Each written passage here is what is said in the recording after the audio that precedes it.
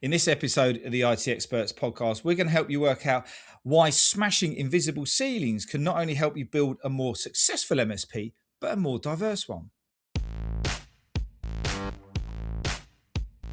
Welcome to the IT Experts podcast, the only podcast to help MSPs scale to 1 million, and if already there, get to 5 and go faster.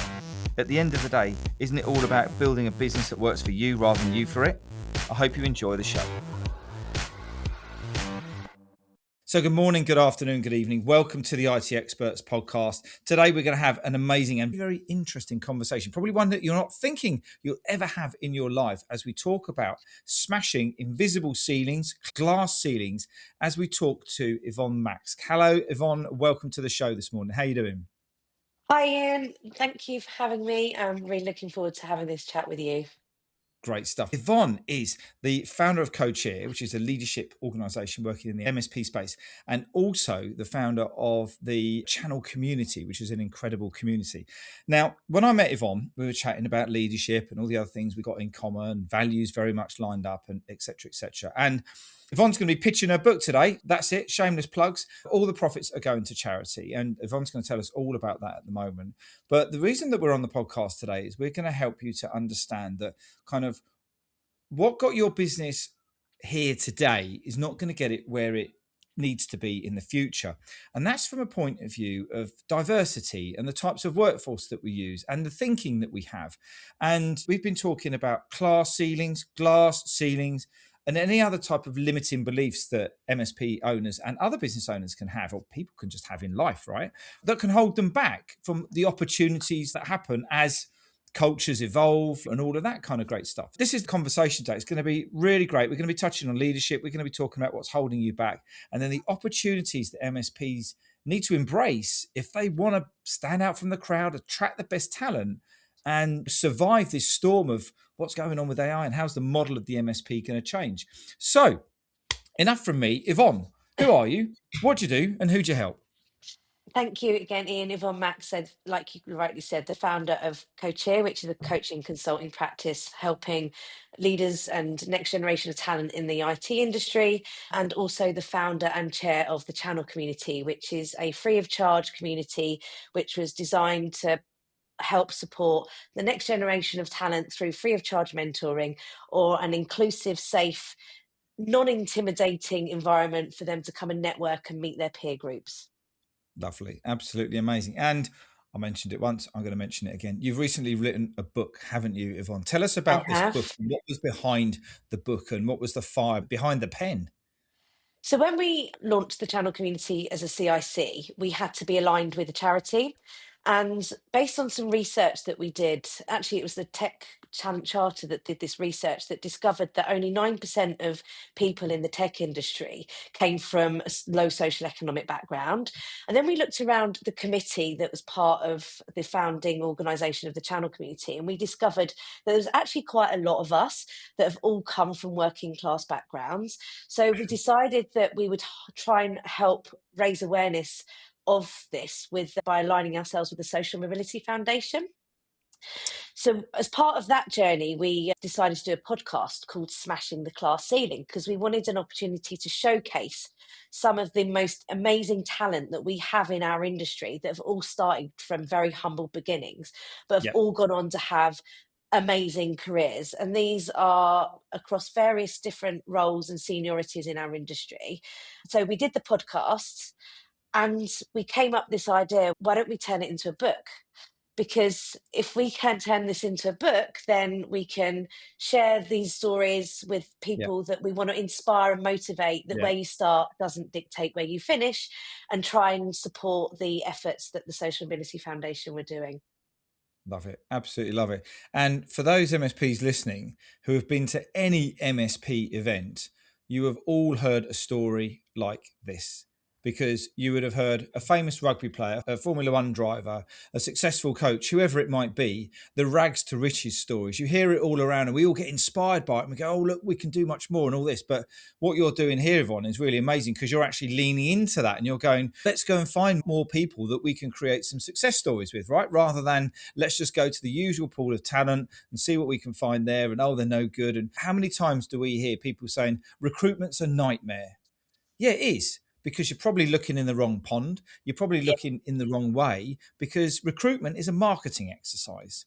So, depending on how you market your business, depending on how you market yourself, depending on how you market your environment and the industry, depends on who we attract. So, how does class ceilings, what does that look like in the business and tech space? How does that show up for people? So the class things particularly is aligned to the class pay gap. So I don't know whether you're aware of this, or you might have heard of the gender pay gap. So Yeah, the yeah. gender pay gap is all about the differences between gender, male and female. I didn't even know that the class pay gap existed until the work that I was doing on the smashing the class ceiling and the work we did with the Social Mobility Foundation. And it was like an epiphany, because I realized when I discovered it that I had been seriously impacted personally. Okay. I think when I look at the early part of my career, it was based on the company that I worked for. I was on YTS, £35 a week Yeah. as an apprenticeship, and I was doing the job of someone earning probably 20K. So that was definitely on the company taking advantage of me. I was young, I was enjoying it, it wasn't an issue. But then really realizing that later on in my career, it was on me, because I just didn't ask for what I deserved. And it was almost like people that come from working class upbringings, and this is consistent in the book, by the way, these traits come out across everybody that we interviewed. You just don't value yourself in the same way that people from more privilege or opportunity do. So they people that have come from more privileged upbringings, that may have gone to private school, they Mhm. have this natural sense of entitlement and confidence and value that people Yeah. from working class upbringings just don't have. And it's not just about being in the workplace that this can impact you, it impacts you as a leader as well. If I think about my career when I was in tech, it impacted me for asking for what I deserve from a salary perspective. But now I'm a founder and a business owner. I struggle sometimes to ask for money, because it's that you don't value yourself in the same Yeah. way. I don't, by the way, I've got over that. But I did at the early start really felt it really quite difficult, because you're Mhm. so grateful. And I think this was the common trait that came out. You're so grateful for everything that you have. To your peers, you're doing so well, you don't demand what you deserve. So that's really interesting, and I can resonate with everything like that in terms of people that I've met in my life and how they work and everything like that. And I think it's very interesting, because there's this, basically what you're saying is that there's this whole pool of potential talent that no one's even aware exists. Correct. Is that what we're saying here?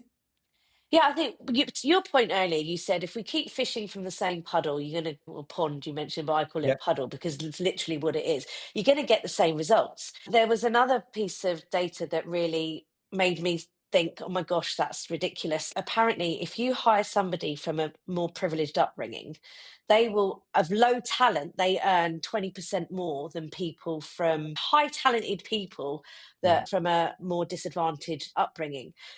But people will naturally gravitate towards people that look, sound like them. Yeah. And it's Yeah. natural, right? We all get on with people Yeah. that are like us. It's Yeah. human, it's Yeah. nature. But we also know that if we just work with people like us, that sound like us, that look like us, that think like us, we're going to continually get the same results and not be challenged. We're not going to Mhm. have somebody getting us think in a different way, or approaching a project or a solution or a problem in a completely different like dynamic, because Yeah. you're all thinking and speaking and looking the same way at this project. But it Yeah. does require effort, and that's the difference. This isn't, you have to understand that people, there's huge amounts of talent out there, huge. Talent is everywhere, opportunities are not. So getting people in early career that haven't come from the advantages, there's some challenges that come with that, that Yeah. businesses need to be made aware of, so they can help them navigate the corporate corridors, for an example. Like how to, it might even be what to wear, how to behave, how to, they called it Yeah. code switching, where even I joke, I went and had lunch with a friend of mine who's the CEO of an MSP, and I was talking to him about the book and telling him about my story. He goes, but Yvonne, you're too posh to be poor. And this, like, and I nearly spat out my foie gras. No, And champagne, and darling. champagne. No, but it was just hilarious because never in my life have I ever been called posh. I come from a market overspill town where we were Cockney rejects, but I've spent my entire life changing my accent, trying to fit into these environments. This has taken years of polishing, of Yeah, fine tuning. If yeah, you're, yeah. I certainly didn't sound and talk like this when I was a 17-year-old YTS student walking into her first No. job wearing a pretty much a play suit that I would have worn clubbing and thinking that was appropriate attire for the office. Club to office wear, we used to call that back in the day. I know. I think that's because we just got in from the club. That's part of Yeah, the. exactly that. So let's talk about the opportunity then, okay? Because basically what you're saying is there is a bucket load of talent out there that's not confident. They Yeah. probably have an interest in tech. And whether you're looking at the different social media platforms, whether you're looking at AI models, electric cars, whatever it is, the younger generation are built up with a more open view on what technology can do. Whereas if you look at people, I'm going to say people north of our age, and I'll be polite about this, they're more looking at their pensions and they're looking at what do I need to do now so that I've got a good retirement. And I've been saying to Stuart, we've been talking in the Growth Hub about the age group of the members of the Growth Hub, which is a representation of the MSPs in the channel. And we're starting to see some younger ones, some younger business owners coming through. And it's quite funny because their challenges and their issues are no different, really, than some of the older guys and gals, which is absolutely great. Hey, just a quick one from me for everybody that's listening. Stuart here. If you're serious about growing your MSP, but you're not sure what helps right for you, then just grab our Ultimate MSP Growth Guide. It's a really simple way to check out what's out there for support that could really help you work. There's no fluff, there's no filler, just facts. Or alternatively, if you want to meet us face to face and see how we do things up close, come along to one of our events. They're regularly put on. They're all in the links below. Go check them out. And now it's back to the show. Thanks, Stuart. But the opportunity for the MSP here, what does that look like? Do they need to go and find these people? Do they need to attract these people? If they want to test out to see whether or not this is something that's going to help them in their business, then how do they maximize this opportunity?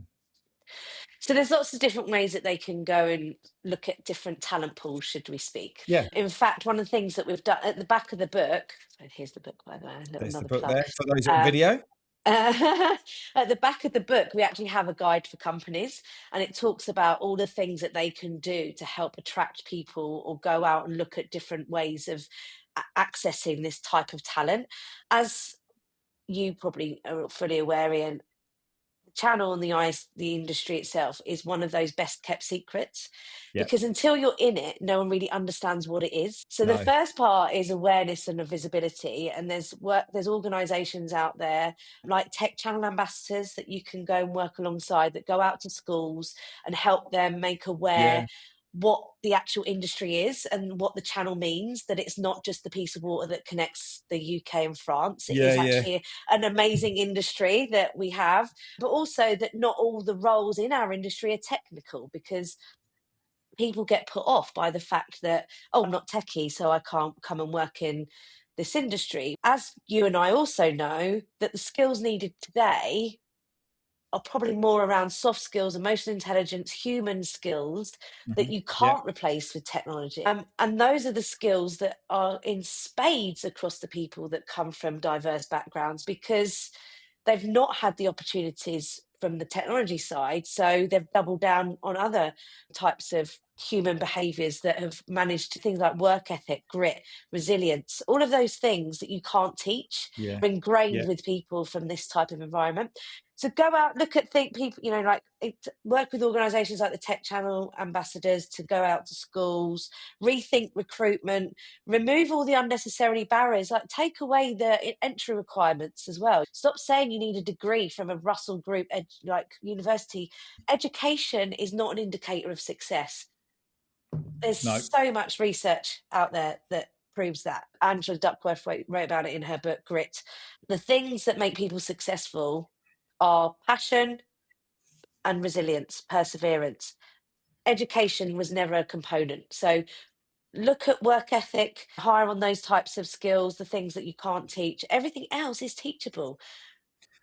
It's interesting because as I go back to the keynote speeches that we've all heard at the conferences about, we had no choice. It was like, we're running out of money on Thursday and we need to eat on Saturday. What are we going to do? You've built that resilience, you've built that grit, that innovation, the way that they work. And some of the most successful people I speak to are people who have had those stories where they have been resilient. And you've just said something very interesting there, which is you can't teach resilient grit. It's part of the values, it's part of their behavior. And I think when you talk to MSP owners, when you talk to really anybody about recruiting, you recruit around the values, you recruit around their attitude, and you recruit around you don't recruit somebody for their technical skills unless it's a very technical role that you need, of course, because you want them to fit in. However, the C word is a very different scenario, isn't it? Because confidence is not something that's inherited and brought up, and it's something that has to be learned and built, doesn't it? Talk to us about the difference between the resilience and the values and the grit, and then you want someone who has the confidence to then go and tell people how great they are at these kind of things. Is that something that's going on? Yeah, and that goes back to that value piece, not valuing themselves in the same way. And that can be whether you're from a working class upbringing, your ethnic minority, imposter syndrome comes from in different guises and affects it affects every single one of us. And people that say that it doesn't are lying. So I look at it in a different way, rather than confidence, courage, because it's being brave enough to know that you're going to fail, or everything that you've learned so far in your life or your career, you've failed at first. And I think it's the fear of failure, fear of embarrassment, fear of judgment that stops people from putting themselves forward. But once you realize that fear is just false evidence appearing real, and it's just something Yeah. that's been Yeah. conditioned within you, everything we are is learned behavior. We all come into the world with a growth mindset, confident, willing to learn, grow. Think about walking, talking, eating, sleeping. Yeah. And so what happens is, as we grow up, outside influences, our environment, our parents, our carers, they have a massive influence on our thoughts going forward. And then shame comes in, embarrassment. For females specifically, you're told, be quiet, be nice, be kind. Whereas young boys, they're allowed to be raucous and get away with being quite leery, but then they're told not to show their emotions. So when it's an emotional situation, so everybody has this conditioning that's played upon them. So I think overcoming your confidence, overcoming that conditioning, is just being courageous enough to see it for what it is. That's just a label that someone else has given you, and just having the courage to put one foot in front of the other and just go for it. Because you think about where you are now, Ian, you certainly weren't there 10 years ago. No, We all start somewhere. no. Absolutely, absolutely. By the way, we're not going anywhere on the script on this podcast, but this is a great Sorry. conversation. No, it's not your fault. This is my fault. This is my fault. It's my fault. So we've got this pool of people who we know have got this great potential. One thing that I see that's the blocker in this is vulnerability in leadership of the owner. To say, we've just talked about fear of failure. We've talked about getting out your comfort zone. We've talked about doing something a little bit different, bringing in some people, bringing in some, I can't remember what they call it now, tip of my tongue, like some wild cards to see if this would work. But yet, I think probably to 60 to 70% of the conversations we have in the Growth Hub about helping our members are around leadership of themselves. So if we've got this pool of people that are untapped in the schools and universities and colleges and places like that, which I think is an amazing place to go. And I do hear our clients going and talking and raising awareness and STEM and all of that kind of stuff that's going on out there. But if the leader himself of the business isn't comfortable in doing that, is that part of the problem we got here? Yeah, 100%. I think they've got to embrace the change, and they have to lead the change as well. We spoke about it before. Different types of organizations gravitate towards people that are like them, that look like them. And the culture then is that culture. And that's okay, by the way. If the leader of an MSP, they are the culture. It starts and ends with them. And you can't, it's a bit like value than purpose. It's all very well saying what you want on a wall, but actually being and delivering it and living that is a completely different dynamic. Yeah. And you get worked out pretty quickly if you don't. And the first thing is, what culture do you want? What is the type of individual that you want in your organization? What do they Yes. look like? Great Because point. it's Yeah. going to be very different for different people, right? Yeah. People complain, oh, we don't do enough about attracting women, we don't do enough about attracting this, but they might not be the right person for the role. So firstly, identify the type of culture that you want, then look at the type of people that would fit that culture. What do they look like? What do they sound Mhm. like? But also, don't, I think, say classism, it's an invisible barrier that people don't discuss and hide because of embarrassment. If you are, say, for example, have got an amazing work ethic, you've come from it, talk about it. Yeah. You can't be what you can't see. Be the role model. Don't wear it as a badge of shame. Wear it as a badge of honor, and Yeah. go out and use your credibility, your experience, your success to go out and inspire other people and support them on that journey. Because I think that's one thing certainly a lot of people do. They try and hide Mhm. it. And we talked about that, it's invisible. Yeah. They try and keep it that way. But by doing that, you can't shine a light on some of the challenges and help solve the problems. No, that's absolutely right. So how would an MSP know if their culture was right to start looking outside of their normal pool of recruitment people or different areas, or thinking kind of over and above? As you say, the values of the business are generally the values of the owner or the Yeah. leadership team, whoever that might be. Vulnerability, I think, is one of the strongest leadership characteristics that you can have, where you literally just stand in front of your team and go, hey, I don't know all the answers to this right now. 20 years ago, God, if I'd had said that in a board meeting in one of my roles, I would have just been sacked, because it would have just been, what are you saying? You're not a strong leader telling people what to do. And it's like, okay, that's maybe not how it works now. So vulnerability and making sure you've got that open culture, you've got that, all of that kind of thing. But and we've talked about culture on other podcasts, but in your view, how does an MSP kind of assess where their culture is and then work out where they want it to be or how they want it to look like? I suppose ask the people that are working for you today, look at what Yeah. their view of your culture is, because you might have one view, they might have a completely different one. Maybe Yes, work very with a true. third party to get them to come and have an independent review of Hmm. it as well, because sometimes people will give them, if you've done a great job of being vulnerable and built a culture of psychological safety where people feel that they can be honest and open and they're not going to be penalized or criticized for it, then that's a great start. But Amazing. Yeah. sadly, not everyone has that, and not everyone is courageous enough to be honest about the true sense of where they Yeah. feel the company Very is. true. And because then they don't want to be reprimanded or feel like they're going to lose their job because they've not agreed with somebody. So if you have got psychological safety, you have got an amazing environment where people feel like can have courageous conversations, be honest about go and ask your team yourselves. If you don't, or you feel like there are pockets where you don't, maybe work with a third party that can help you have those types of conversations and give you a true reflection of what your people are saying. Love it. Absolutely love it. This is such a great conversation because it's absolutely one that's needed. Now, just something that just came to mind. If the MSP owner out there is sitting there going, yeah, I know my team is not going to be the team that's going to really take me to the next 3 to 5 years, and I need to do something about it, but I don't know what I need to do about it. They know that Julie, our leadership coach, she says that a lot of the time, she goes, how would it feel for you if you were watching yourself on TV? So you sit down at night, you've got your cup of tea and your biscuit, and you're watching yourself behave on TV with the staff, with your clients, with the team and everything like that. What would that look like? I think that's a great reflection analogy. But one of the easiest things that the MSP could do here is try some of these cultural massages, I shall call them, on their existing people, couldn't they? So if they're not having open conversations, if they're not having environments where people feel safe to talk, you've got no chance of recruiting someone and doing that if you're not doing it yourself, are you? So what are some of the Correct. tips that the MSP owner could do with their existing team today for free that can help them test out and stretch their kind of culture muscles?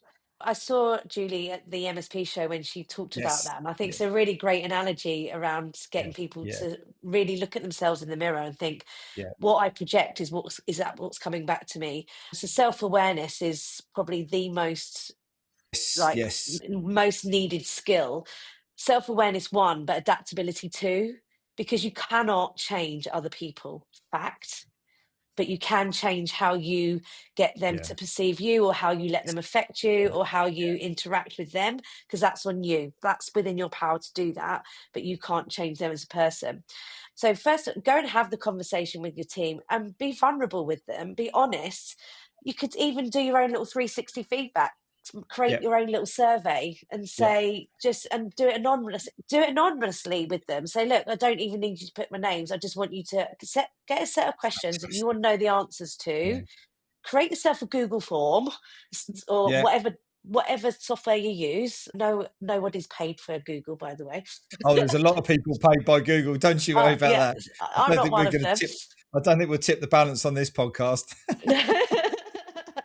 whatever software you use, go and create a form and go out and do it anonymously, and then collect that feedback, and then you've got a data point in which where you're starting, and then go and have the conversation. Are you happy with that one, Yeah. or is there a massive Yeah. gap to where you want it to be, and what are the steps that you're going to need to take to get you there?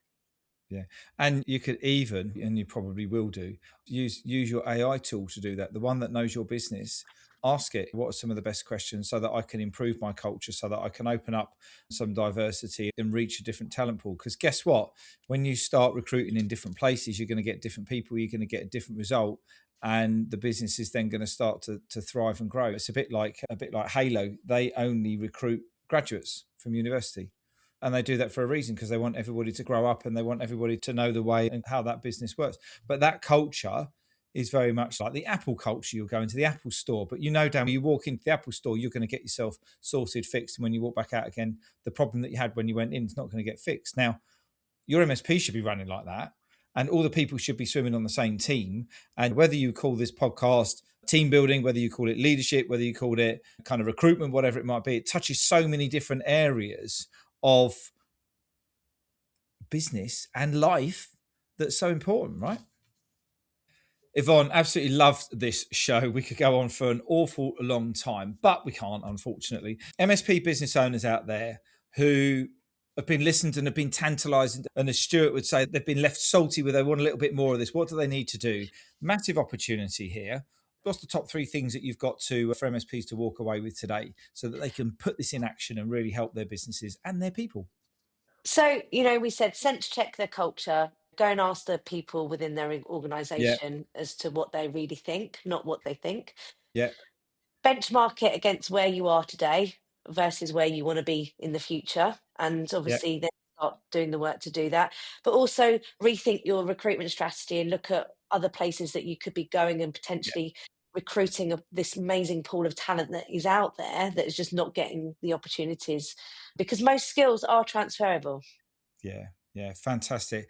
Thanks again, Yvonne, for not only rescheduling so many times, although I think most of them were our fault, but preparing for today's show. Shameless plug time. If people want to learn about the book, you, or the community, tell them how they can get in touch. So the book is available on Amazon, so you can order that. The profits And go it's to called, it's called Smashing the Class Ceiling. Where you start doesn't dictate where you finish.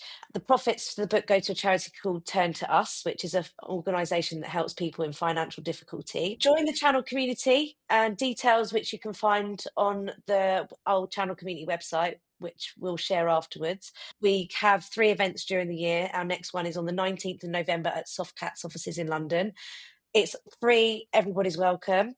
And then if you want to understand more about my work and the work that I do as part of Coachere, then connect with me on LinkedIn or go to my website. Lovely stuff. Thank you, Yvonne. It's been an absolute great show. Really enjoyed it. I wish you all the best of luck with the book, with Coachere, and with the channel community. Yeah, that's it from us. We'll catch up with you on the next one. And in next week's show, I want to talk to you about going beyond the money, what wealth really means for MSP owners. And what we're going to be going through is, what's your why? If you've ever woken up and you're a bit fed up and you're a bit drained and your business is doing the same thing day in, day out, month in, month out, year in, year out, this is the show for you. We're going to give you a bit of spark. We're going to give you some fuel. We're going to give you some motivation. So don't miss next week's show. It's going to be one of those ones that's going to lift you up. Look forward to seeing you then. Oh, but one last thing just before you shoot off. And if you're curious about how this episode links with the ability to scale your MSP to $1 million, or if you're already there, accelerate to 5, then we want to invite you to come and take the MSP Mastery Quiz. And in just 3 minutes, you're going to get a 360-degree scan of your business where you can identify the 1 or 2 tactics that can help you find more time, engage and align your people, and help generate more leads in your MSP. It's really simple. Just click on the link in the show notes. And if you have enjoyed this episode, we'd love to get some feedback from you by means of a rating, review on Spotify or iTunes or your podcast platform of choice. We really appreciate every single one of them. Now you can go and enjoy the rest of your day, and we look forward to catching up and connecting with you soon. All the best now.